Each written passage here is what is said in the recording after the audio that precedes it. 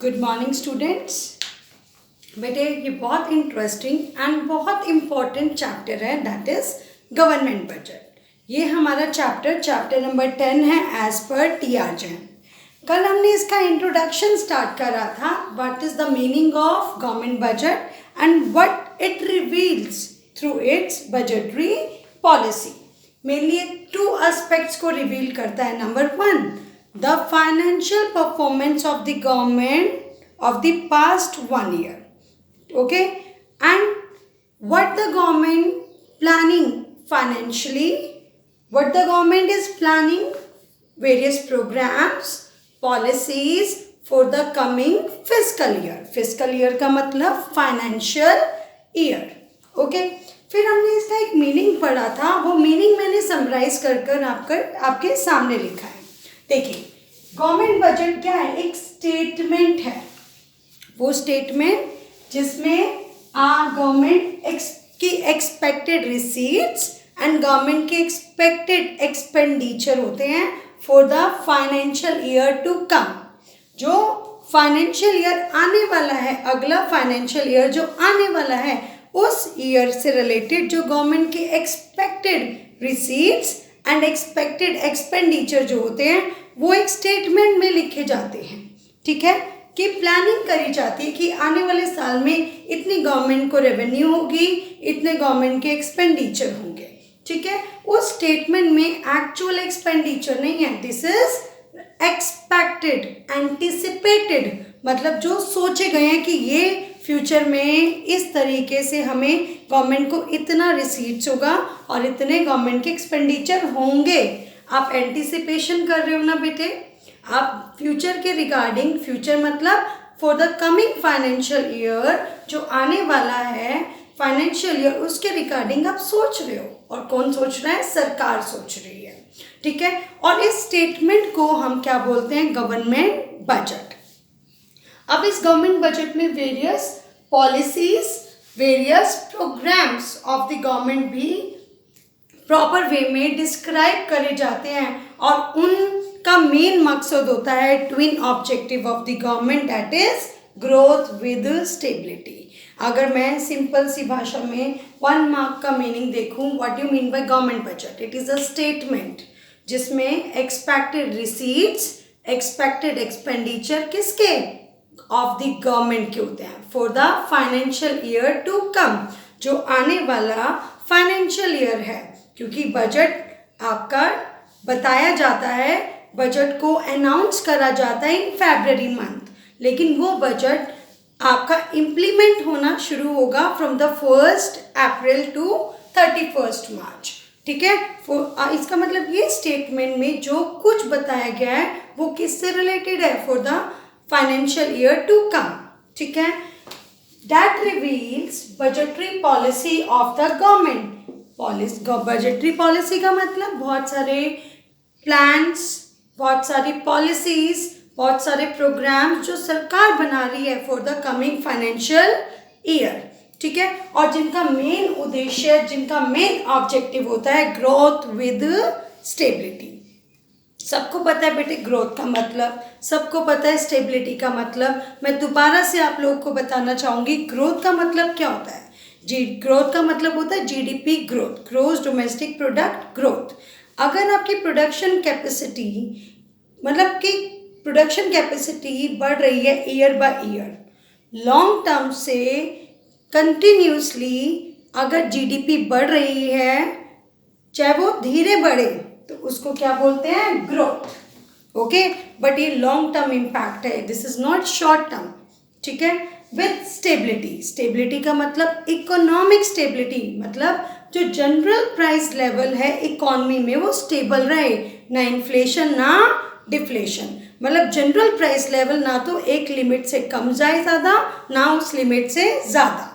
ठीक है, और ये लिमिट मतलब जहाँ पर प्रॉपर वे में एक वेलफेयर हो, यहाँ पे कंज्यूमर्स का भी, प्रोड्यूसर्स का भी और सोसाइटी का भी। सोसाइटी का मतलब इकोनॉमी एज अ होल का भी। ठीक है, सो बेटे गवर्नमेंट बजट एक स्टेटमेंट है जो सरकार के expected receipts and expected expenditure को रिवील करती है। इसमें सारी बजटरी पॉलिसीज होती है सरकार की, लेकिन किसके regarding? For the financial year to come, और जिनका मेन उद्देश्य क्या होता है? The main objective of this budget is growth with stability.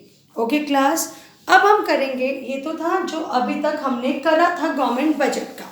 मैंने अभी आपको एक रिव्यू दिया कि ठीक है, गवर्नमेंट बजट का 1 मार्क 2 मार्क के बेस से अगर कभी भी मीनिंग आ जाए तो कैसे लिखेंगे। अब आता है आज जो हम टॉपिक करेंगे बेटे, वो हम करेंगे ऑब्जेक्टिव्स ऑफ गवर्नमेंट बजट। अब ये जो ऑब्जेक्टिव्स है ना, ये आपके एप्लीकेशन बेस्ड क्वेश्चन में 3 to 4 मार्क्स में क्वेश्चन ज़रूर से ज़रूर आता है बेटे। ये मैं बोर्ड के एग्ज़ाम की बात कर रही हूँ, ठीक है। सो आज हम करेंगे ऑब्जेक्टिव्स ऑफ गवर्नमेंट बजट, और लिसन केयरफुली। ऐसा नहीं कि describe the objectives of government budget, कभी भी एक वे से एक नाम दे दिया या एक सिचुएशन बेस्ड एक केस दे दिया जिसमें आपको बताना होगा कि विच objective the government want to achieve through this work, ठीक है। so it is an application based question जिसके बेसिस का क्या आंसर होता है? ऑब्जेक्टिव्स के बेसिस पर आंसर होता है, ठीक है। सो ऑब्जेक्टिव स्टार्ट करते हैं। यस क्लास, अब आता है ऑब्जेक्टिव्स ऑफ गवर्नमेंट बजट, ठीक है। These are mainly 7 objectives of government budget. Okay class, अगर मैं सबसे बड़ी बात करूं, अगर मैं बात करूं बेटे, what is the main twin objective of government budget, हमने भी पढ़ा था मीनिंग में, ग्रोथ विद स्टेबिलिटी। ओके, और ये दोनों ऑब्जेक्टिव यहाँ पर भी मैंने आपको नेम वाइज दिखाए।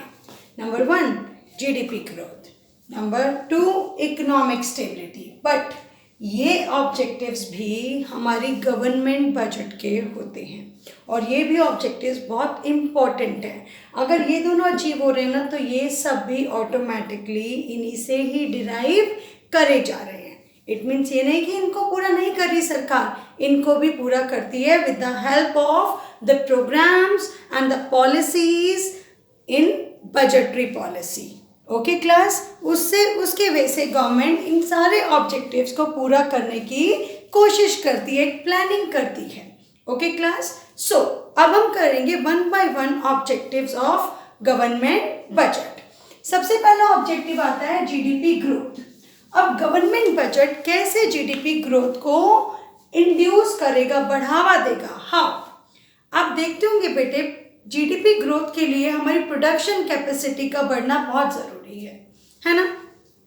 अगर प्रोडक्शन कैपेसिटी बढ़ेगी तो जीडीपी ग्रोथ हम एक अचीव आराम से कर पाएंगे। But how to increase this GDP growth, ना तो क्वेश्चन अराइजेस, तो कैसे आप अचीव करोगे? इन्वेस्टमेंट के थ्रू, क्योंकि प्रोडक्शन कैपेसिटी बढ़ानी है तो हमें इन्वेस्टमेंट को बढ़ावा देना पड़ेगा। अब हमारी गवर्नमेंट ने बेटे मेक इन इंडिया प्रोग्राम बनाया, उस पर उन्होंने प्रॉपर फंड एलोकेट करा ताकि हमारे देश में क्या बढ़े? एफडीआई, जिससे क्या बढ़ेगी? इन्वेस्टमेंट बढ़ेगी, इन्वेस्टमेंट प्रोवोक होगी, इन्वेस्टमेंट बढ़ेगी तो प्रोडक्शन कैपेसिटी बढ़ेगी, एम्प्लॉयमेंट चांसेस बढ़ेंगे, ठीक है भाई। सो गवर्नमेंट क्या करती है? गवर्नमेंट 2 वे से इन्वेस्टमेंट्स को इंक्रीज करने की कोशिश करती है, इन्वेस्टमेंट को इंड्यूस करने की कोशिश करती है। नंबर 1, एक तो वो पब्लिक इन्वेस्टमेंट एक्सपेंडिचर करके, गवर्नमेंट इंफ्रास्ट्रक्चर डेवलपमेंट एक्सपेंडिचर जो करती है, इससे क्या कौन से एक्सपेंडिचर हो रहे हैं? Public investment expenditure. नए नए प्रोजेक्ट्स लगाती है, डैम्स बनाती है, नेशनल हाईवे बनाती है, इवन इलेक्ट्रिसिटी पावर प्लांट बनाती है। इससे क्या बढ़ती है? इससे प्रोडक्शन कैपेसिटी बढ़ती है। प्रोडक्शन कैपेसिटी बढ़ेगी तो जीडीपी ग्रोथ बढ़ेगी ही बढ़ेगी। ओके क्लास, ये तो हो गया एक तरीका कि गवर्नमेंट अपने बजट के थ्रू कैसे जीडीपी ग्रोथ को प्रोवोक करती है, इंक्रीज करने में हेल्प करती है। सबसे पहला, गवर्नमेंट पब्लिक इन्वेस्टमेंट एक्सपेंडिचर बढ़ाती है, ठीक है। नंबर 2, अब बेटे गवर्नमेंट बजट में ना, अगर मैं एक आम पर्सन हूँ, मुझे कॉमर्स इकोनॉमिक्स से कोई ज़्यादा मतलब मुझे लेना देना नहीं है, तो मेरा सीधा सीधा बजट से मतलब क्या होता है? Tax, relief, rebate, subsidies. एक आम नागरिक को यही तो सब चीजें दिखती हैं बजट के through. So these tax, rebate, subsidies, these are the important tools of government budget, है ना. अब गवर्नमेंट कैसे एक प्राइवेट इन्वेस्टर को इंड्यूस करेगी, भाई आओ और इन्वेस्टमेंट करो, with the help of liberal tax policy. मतलब टैक्सेस को लिबरल कर देगी, जिससे वो उनको लगेगा अरे हमें यहाँ पर बहुत स्कोप है क्या करने का, इन्वेस्टमेंट करने का. ठीक है, उनको टैक्स हॉलीडे देकर, ठीक है, जैसे स्मॉल स्केल इंडस्ट्रीज जो होती हैं उनको क्या देती है गवर्नमेंट, टैक्स हॉलीडेज दे देती है. जैसे फर्स्ट 3 years के लिए, 4 years के लिए कोई टैक्स नहीं होगा. ये क्या है, उनको प्रमोट करा जा रहा है, उनको मोटिवेट करा जा रहा है, उनको इंड्यूस करा जा रहा है कि आओ और देश में अपने प्राइवेट सेक्टर क्या बढ़ाए, इन्वेस्टमेंट बढ़ाए. ठीक है. दूसरा, उनको सब्सिडीज प्रोवाइड कर कर भी गवर्नमेंट क्या कर रही है, प्राइवेट इन्वेस्टमेंट को इंड्यूस कर रही है.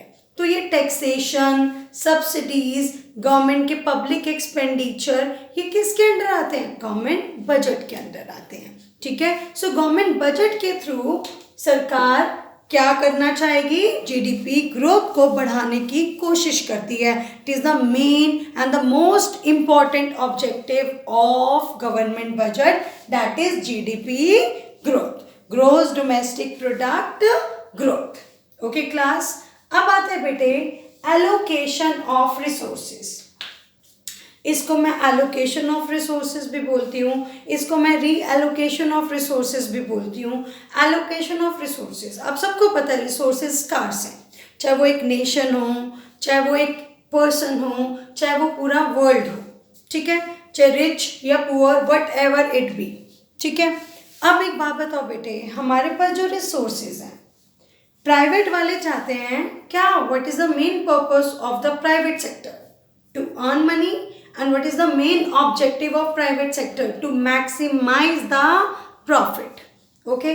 अब वो ये नहीं देखेंगे कौन से गुड्स को बनाने पर हमारी इकोनॉमी की वेलफेयर हो रहा है, नहीं देखेंगे. वो प्राइवेट सेक्टर वो ही गुड्स में अपने रिसोर्सेज को एलोकेट करेगा, अपनी कैपिटल को एलोकेट करेगा, जिसमें प्राइवेट सेक्टर को क्या दिखेगा, प्रॉफिट. जहाँ पर सबसे ज़्यादा प्रॉफिट दिखेगा वो अपना पैसा वहाँ पर एलोकेट कर देगा, उस प्रोडक्ट को बनाने में एलोकेट कर देगा. टेक द एग्जाम्पल, बहुत सारे लोग पॉली बैग का प्रोडक्शन करते हैं, हालांकि it is not good for the economy, it is not good for the environment also, but उससे उनको क्या मिल रहा है, प्रॉफिट मिल रहा है. So they allocate their resources in the production of poly bags.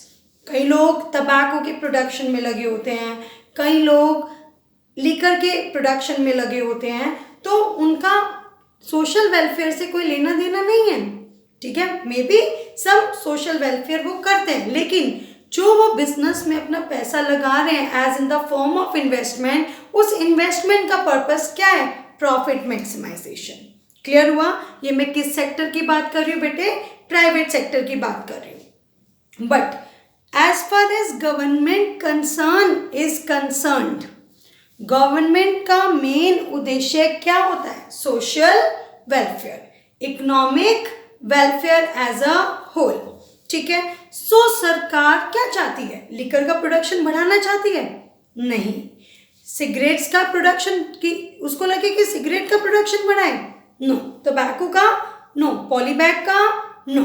एक लिमिट तक सरकार की रेवेन्यू आती है, agree. But the thing is, सरकार को चाहिए देश के वेलफेयर के लिए असेंशियल गुड्स होने चाहिए. ठीक है. वो असेंशियल गुड्स में भी लोगों का इन्वेस्टमेंट बढ़ना चाहिए. तो सरकार कैसे एलोकेशन ऑफ रिसोर्सेज को करवाएगी with the help of government budget. मैंने आपको पहले बोला सरकार के मेन टूल्स क्या है बेटे, tax rates, subsidies, government expenditure, rebates etcetera. ठीक है. अब सरकार को लगता है कि ये गुड्स सोसाइटी के लिए नहीं बनी, जैसे लिकर, टबैको एक्सेट्रा. ठीक है. तो सरकार कैसे उसके प्रोडक्शन को थोड़ा सा डिस्करेज करेगी? कैसे? By imposing high rate of tax. Clear हुआ बेटे? देखो, अगर सबको पता है इनके प्रोडक्शन में बहुत प्रॉफिट है, लेकिन अब सारे के सारे अपने कैपिटल को उन्हीं चीज़ों की प्रोडक्शन पर लगा देंगे, तो सोसाइटी का वेलफेयर कौन देखेगा? किसको कंट्रोल करना पड़ेगा? गवर्नमेंट को। और किसके थ्रू करेगा? गवर्नमेंट बजट के थ्रू। तो गवर्नमेंट उन गुड्स के प्रोडक्शन को डिस्करेज करने के लिए, किन गुड्स का?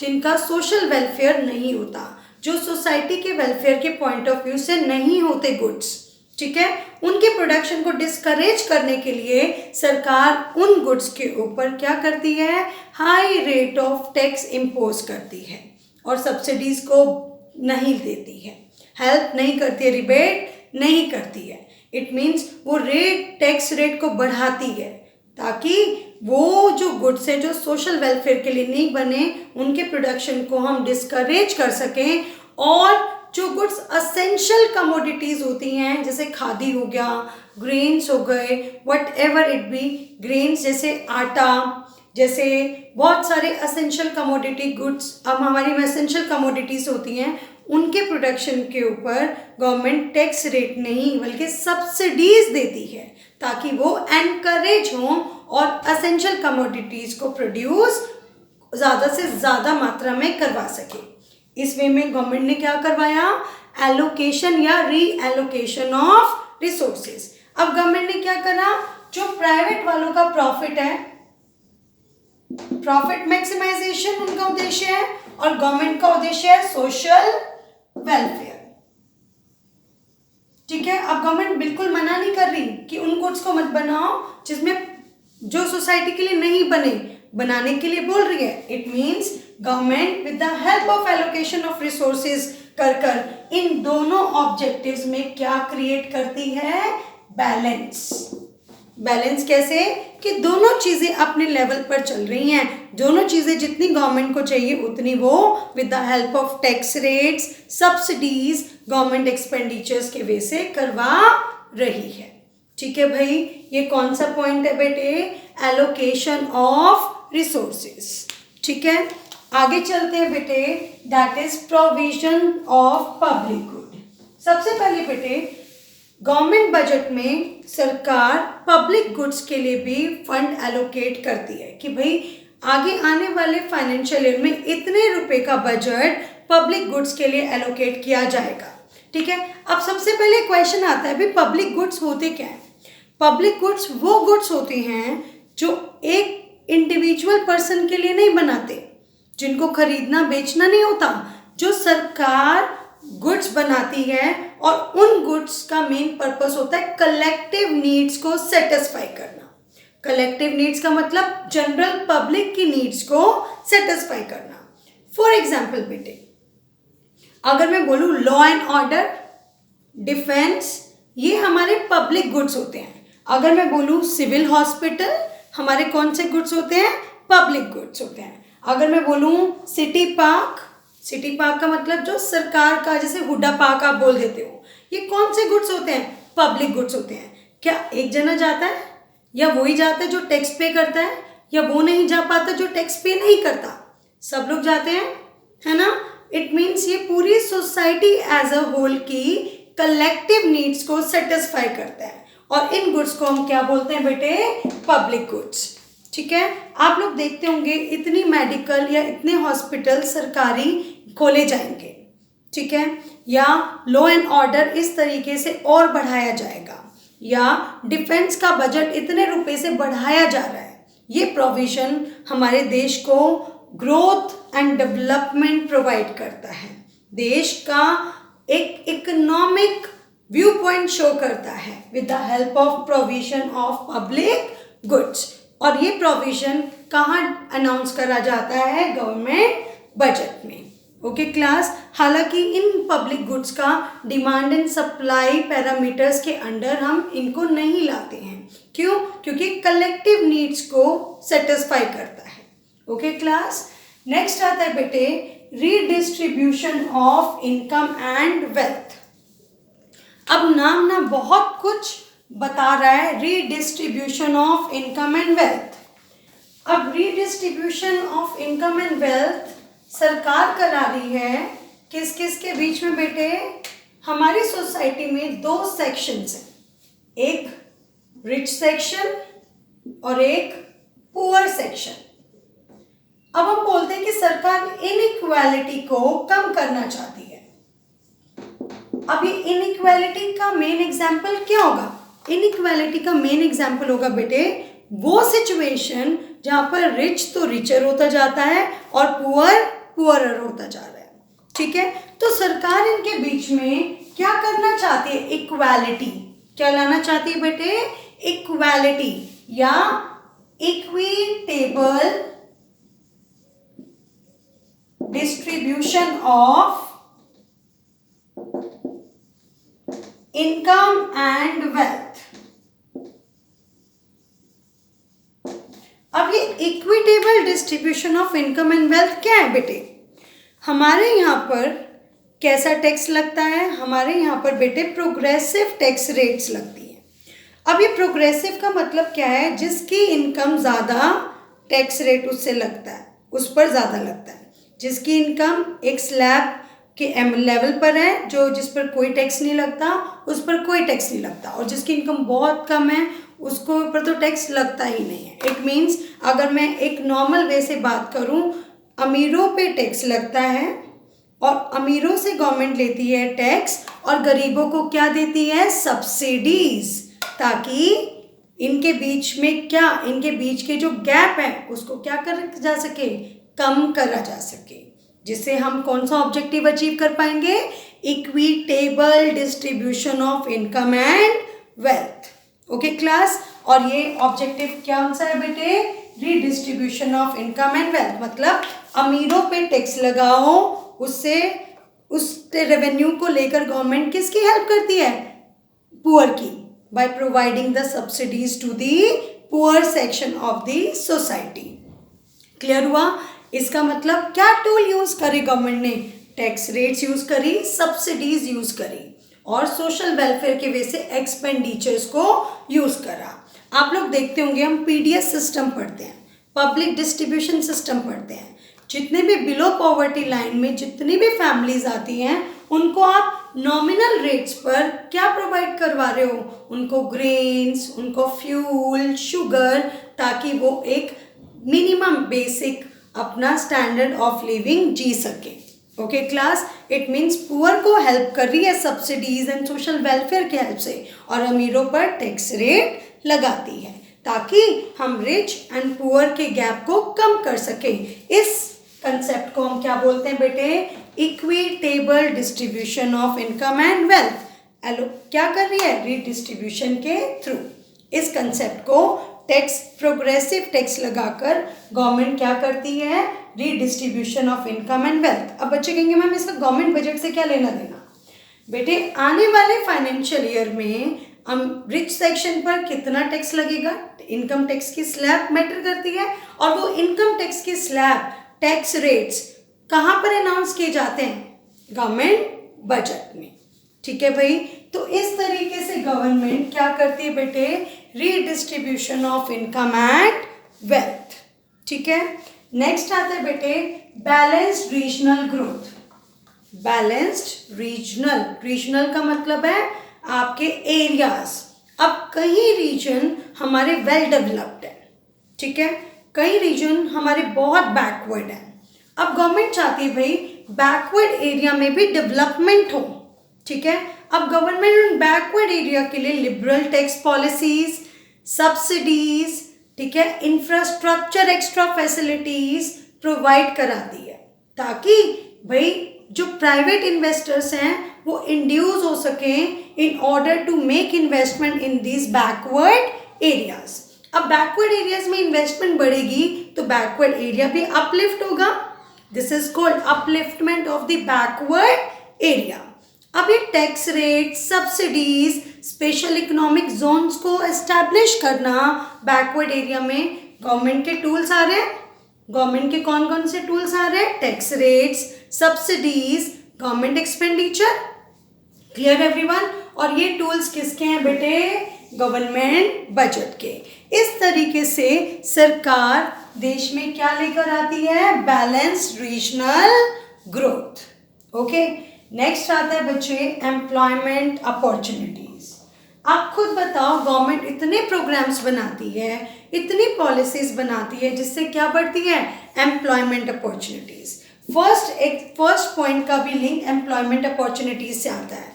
पब्लिक इन्वेस्टमेंट एक्सपेंडिचर करके, जैसे मेट्रो का प्रोजेक्ट गवर्नमेंट ने करा, it is one of the public investment expenditure, है ना। अब मेट्रो का प्रोजेक्ट आया तो कितनी एम्प्लॉयमेंट जनरेट हुई, बहुत सारी। तो एम्प्लॉयमेंट जनरेशन के ऊपर मेन फोकस रहता है सरकार का वाइल अनाउंसिंग गवर्नमेंट बजट या while planning for government budget. और इसका एक और एग्जाम्पल है, जैसे 2005 में एक एक्ट बना था मनरेगा। मनरेगा में मिनिमम गारंटी आपको मिलेगी एम्प्लॉयमेंट की, रूरल जितना भी यूथ है, ओके, कि आपको मिनिमम 100 डेज का वेज मिलेगा ही मिलेगा, वर्क मिलेगा ही मिलेगा।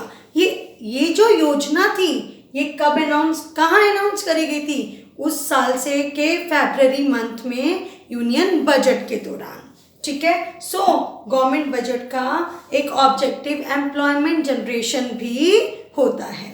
ओके क्लास, नेक्स्ट आता है बेटे one of the most important objectives of government budget, economic stability. मैं बार बार बोलती हूँ बेटे, हमारी जो free play of market forces है ना, डिमांड एंड सप्लाई, इससे हमारी इकोनॉमी में साइकिल चलती है, जिसको हम ट्रेड साइकिल या बिजनेस साइकिल भी बोलते हैं, जिसमें बूम, डिप्रेशन, रिकवरी, फॉल, बड़े सारे फेसेस आते हैं, ठीक है। अगर बूम है तो बहुत डिमांड है, इन्फ्लेशन आएगी। अगर डिप्रेशन है तो क्या आएगी, डिफ्लेशन आएगी। इट मीन्स बेटे, मैं तो स्टेबिलिटी लाना चाहती हूँ जनरल प्राइस लेवल में। मैं क्या लाना चाहती हूँ, मैं कौन, सरकार देश में क्या लाना चाहती है, इकोनॉमिक स्टेबिलिटी। इट मीन्स सरकार का मेन उद्देश्य वाइल प्रिपेयरिंग गवर्नमेंट बजट क्या रहता है, इन्फ्लेशन है तो उसको कंट्रोल करो, डिफ्लेशन है तो उसको कंट्रोल करो। सी, अगर देश में इन्फ्लेशन है तो गवर्नमेंट कैसे अपने गवर्नमेंट बजट से इन्फ्लेशन को कंट्रोल करने के लिए पॉलिसीज बनाएगी, या अगर देश में डिफ्लेशन है तो गवर्नमेंट कैसे हेल्प करेगी, with the help of government budget. अब इन्फ्लेशन है, इट मीन्स एग्रीगेट डिमांड ज़्यादा है सप्लाई से। अब बेटे डिमांड कब ज़्यादा होगी, जब लोगों के पास पैसा ज़्यादा होगा। तो गवर्नमेंट उनसे क्या करेगी, उनके ऊपर टैक्स रेट बढ़ा देगी। अगर टैक्स रेट बढ़ेगा तो डिस्पोजेबल इनकम कम हो जाएगी, है ना। अब डिस्पोजेबल इनकम कम होगी तो एग्रीगेट डिमांड फॉल हो जाएगी। इस तरीके से क्या कंट्रोल हो रही है, इन्फ्लेशन। क्लियर हुआ बेटे। अगर देश में डिफ्लेशन है, it means aggregate demand economy में कम है। डिमांड कब कम होगी, जब लोगों के पास पैसे की कमी होगी, है ना। अब पैसा उन तक पहुंचाना है, क्योंकि भाई अगर डिफ्लेशन रहा तो मेरे यहाँ पर इन्वेस्टमेंट जो अपॉर्चुनिटीज़ हैं वो हर्ट हो जाएंगी, इंड्यूसमेंट टू इन्वेस्टमेंट हर्ट हो जाएगा, जिससे और मैं लो लेवल इक्विलिब्रियम ट्रैप में इकोनॉमी फंसती चली जाएगी। तो अब कैसे कंट्रोल करें, लोगों की परचेजिंग पावर बढ़ानी है। अगर परचेजिंग पावर बढ़ानी है तो गवर्नमेंट टैक्स रेट का क्या करेगी, कम करेगी या बढ़ाएगी, कम करेगी। अब टैक्स रेट कम होंगे तो डिस्पोजेबल इनकम बढ़ेगी, डिस्पोजेबल इनकम बढ़ेगी तो एग्रीगेट डिमांड बढ़ेगी और प्राइसेस बढ़ेंगे। प्राइसेस बढ़ेंगे तो क्या कंट्रोल हो रही है बेटे, डिफ्लेशन। इस तरीके से बेटे ये तो एक एग्जाम्पल था गवर्नमेंट बजट के एक टूल की हेल्प से कि कैसे इकोनॉमिक स्टेबिलिटी आई। Okay class, so these are the main objectives of government budget. 4 marks के वे से बहुत अच्छे से पढ़िएगा, 1 पॉइंट पढ़िएगा। Okay class, thank you.